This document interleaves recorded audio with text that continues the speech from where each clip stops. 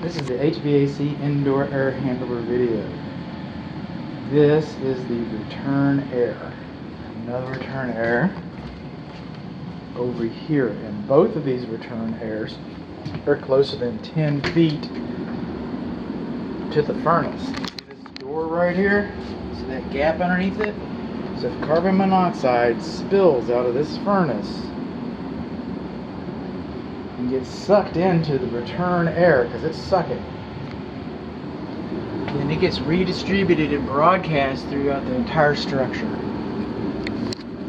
Not the best idea. This used to be the combustible air for the furnace. So this door should be sealed. And this closet should be ventilated. This used to be the return air, combustible air for the furnace. Air would come out of the crawl space and into the furnace to ignite, and then it would exhaust through the flue. We have tubes in there called heat exchangers. They get hot. This other air will go past the tubes called a heat exchanger. Now we don't have combustible air. And we do have makeup air, because the furnace is going to be burning air and taking it and moving it out. So you got to equalize the pressure so the combustible air works like it's supposed to. That's called makeup air. That's a makeup air vent, but we don't have a combustible air vent. Once you talk about this door that should be sealed, and if that crack on the door is wide enough, which I don't know. It looks like we used to have a lot more space. It looks like we used to have a lot more combustible air than we do today, and we're not supposed to get our combustible air from that location today. So, I don't know what the answer is. Probably coming from the attic with another tube. I just don't know. The furnace does not have a care and use manual. The furnace is about 12 years old. They're engineered on paper to last 20. They may last 35. But at 14, Las Vegas has decided that, your odds go way down at 14. So we got a 12-year-old furnace. Around here, there's a green tag on there. What do you say?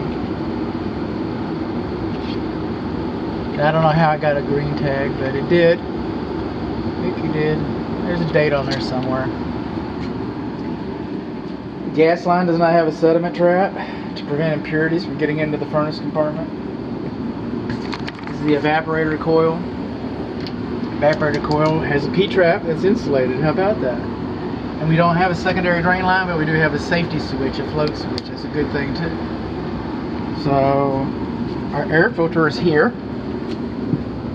at the unit, and our measurements are 20 by 25 by 1 right there. You want to replace that when you move in. You want to pay attention. This is the airflow this way. So you want to position like it's supposed to.